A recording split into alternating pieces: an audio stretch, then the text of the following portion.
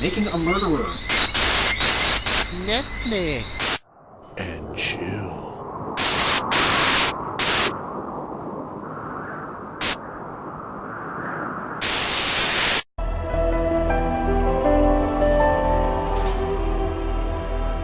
Welcome to Netflix and Chill, where I binge watch Netflix original programming and tell you all about it so that you can, time management wise, pick what you think is worthwhile checking out and avoiding that which may not be up to par or quite your thing. This time we are taking a look at the anime. Yes, that's the reason why you don't see Leslie here. Leslie doesn't watch anime, so we are taking a look at the 2017 film called Blame! Exclamation mark. Yes, you need to include that exclamation mark or it's not the right movie.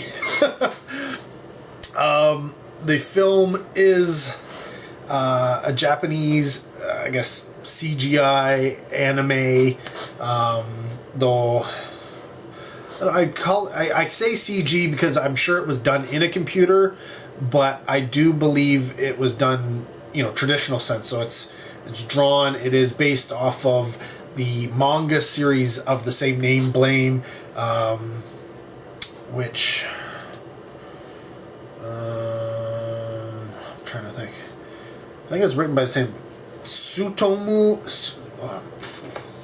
I'm gonna butcher this. Tsutomu Nihei, which was published by Kodansha. And that was released in 1998. Oh, amazing, eh? From 1998 it came out as a manga, and we are getting it now in 2018. And this is... Technically, it's a Netflix original in the sense that Netflix released it globally on their platform. It wasn't necessarily created for Netflix.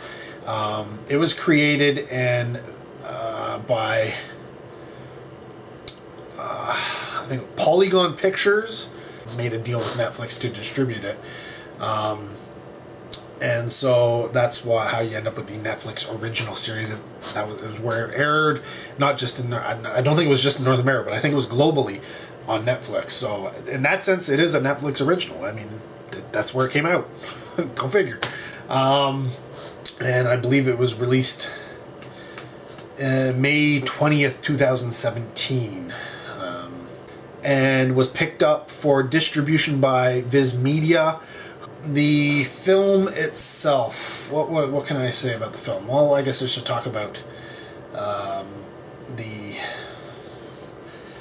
what it is. Now, when I first started watching it, I thought it might be something that was going to be a little hard to grasp a hold of what was going on, but that was quickly turned around. No, I mean, they do have an opening scene which is a little weird, and it is very kind of foreign feeling, but you quickly get a sense of what is happening in this universe or that's being portrayed here. It's I guess a post-apocalyptic distant future where humans have been declared illegal residents, or kind of like a virus to the area, and are being hunted by robots.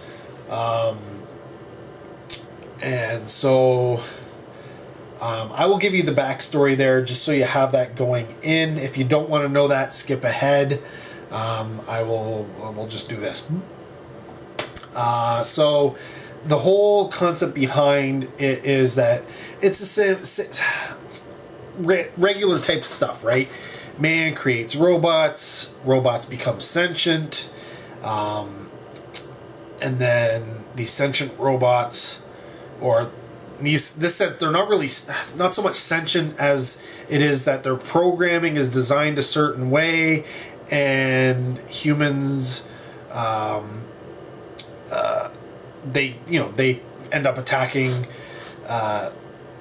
humans and deciding that they aren't part of the system, I guess, as you might say.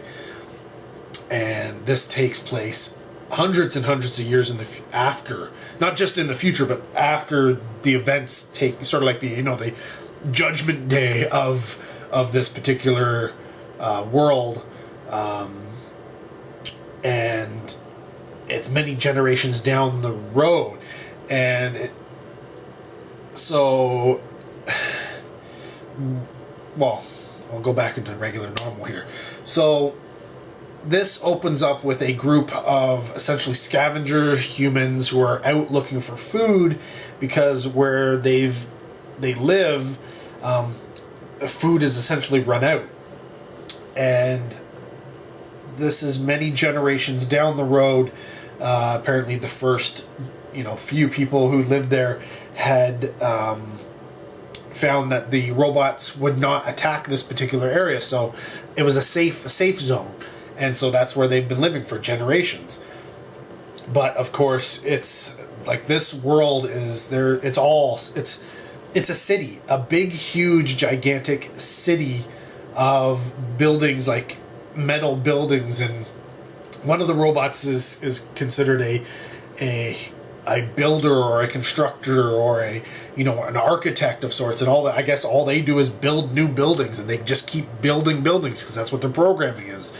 And so apparently there are like hundreds and hundreds and hundreds and hundreds of levels below where this actually all sort of takes place, which is more closer to, I guess, the top of the buildings, even though there are some that are probably a good 100 or 200 stories higher. But you can see sky here. There is, air where they are for a good portion of the film.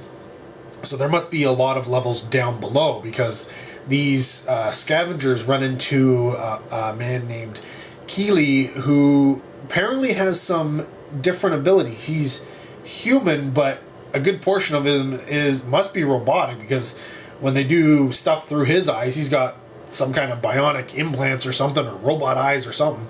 And he's got superhuman strength and all this kind of stuff. So part human, part robot.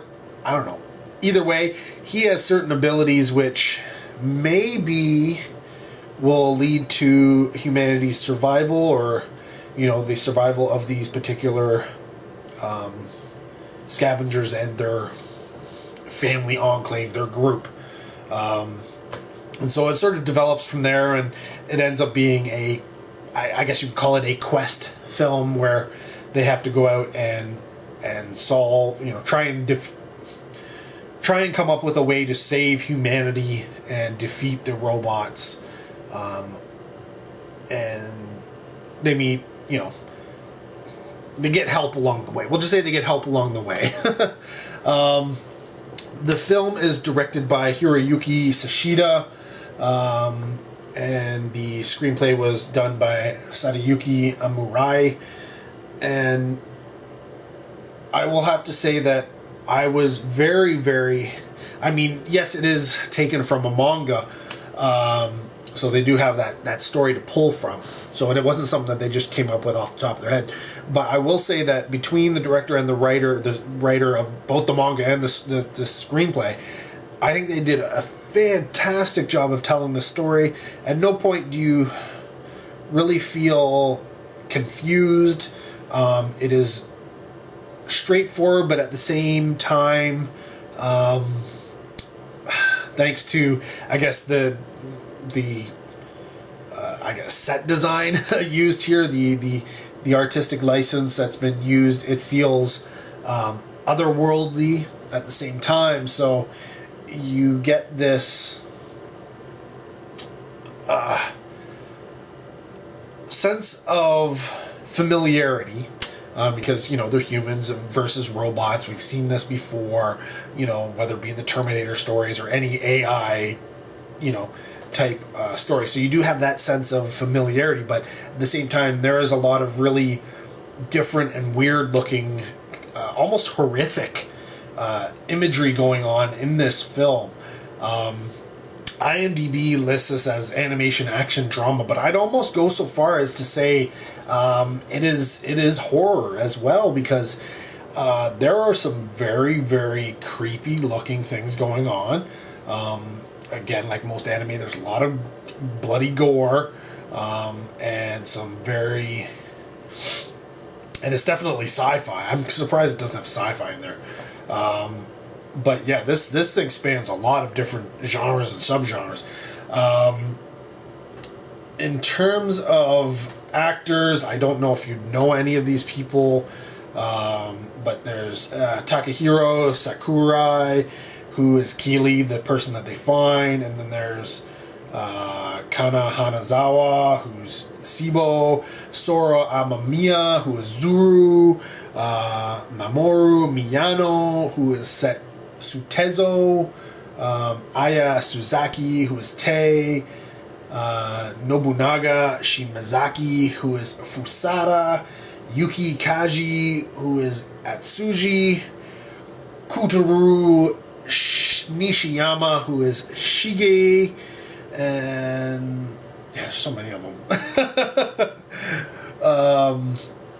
But yeah, well, I mean, you can go to IMDb and pull up everybody who's involved in the film, if you are really into knowing that kind of information. It is available on Blu-ray. I think I may have seen that and completely passed it up. Huh. Well, there you go. I'm going to have to pick that up because I really enjoyed it. It's one of those films that I would watch again, and so I would like to add it to my collection. And it's not really that expensive either. But yes, there was announced that there is a sequel in the works. Now, I don't know how much of the manga was put into this film, and if there's anything from the manga that they'd be taken to put into the second film, or if they're just using, this story and then branching off from that.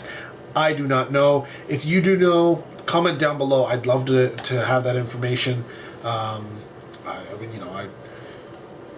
sure I could track it down, but it might take a little while. And yeah, so I would love to hear from you if you've seen or watched Blame, whether you've got the Blu-ray DVD or you watched it on Netflix, either or. It makes no difference to me. I would love to hear your thoughts because I really enjoyed it, and I do like the world that was created. I don't think it's complete, it's not super original, but at the same time, it is well enough documented in the film that you get a really good sense of what's going on, and that's really what you need. And at the same time, they developed a great, even though pretty much everybody is kind of just generic almost, faceless masks and all that kind of stuff, short of this main stranger that they find. But honestly, I don't even care about this main stranger. Whatever, I know he's made out to be kind of like an anti-hero hero, but at the same time, I'm more interested in the scavengers, who were kids, by the way. I'm more interested in these kids and what they do than I was interested in a lot of the other, outside of learning about this world, because the world was really, really cool and I did want to know more. So if they do a sequel, well, I guess they are doing a sequel, but I would really like for this sequel to kind of take a little bit more of this world and show us a bit more of this world, because as far as we could see, there was like killer robots, watcher robots, and builder robots, but there had to have been more than that, way more than that going on. So I would love to see, I want to see more robots. I want to see more of how, these robots manage to take out all of humanity, essentially, and reduce them to what we have here. So, yeah. Comment down below if you've seen it.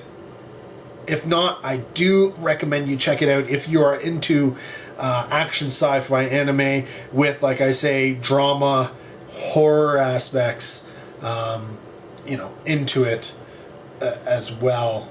And, check it out. I'd give that a recommend from yours truly. So, that's the end of this particular one. There will be more Netflix watching, so obviously more of these videos to come. Stay tuned. thanks for watching. Till next video, take care. Have a good one.